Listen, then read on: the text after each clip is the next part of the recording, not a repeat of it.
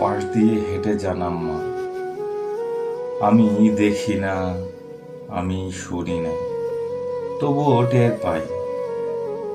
বাতাস ভারী হয়ে ওঠে এক অদ্ভুত মায়ায়। নাকে এসে লাগে পৃথিবীর সবচেয়ে সুন্দরতম আতরের ঘ্রাণ। এই ঘ্রাণ কি আতরদানি থেকে ঝরে,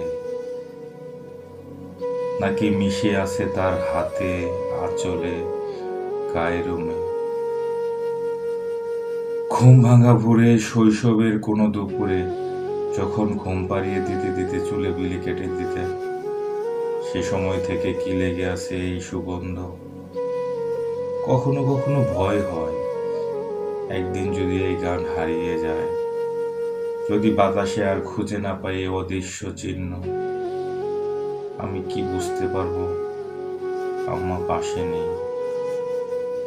তাই গভীর করে নিঃশ্বাস নিয়ে এই মুঠো ভরে জমিয়ে রাখি এই আতরের স্মৃতি, যাতে একদিন সময়ের তীব্র শূন্যতায় চোখ বন্ধ করলেই ফিরে পাই আমার পৃথিবীর সবচেয়ে চেনা, সবচেয়ে প্রিয় আম্মার আতর।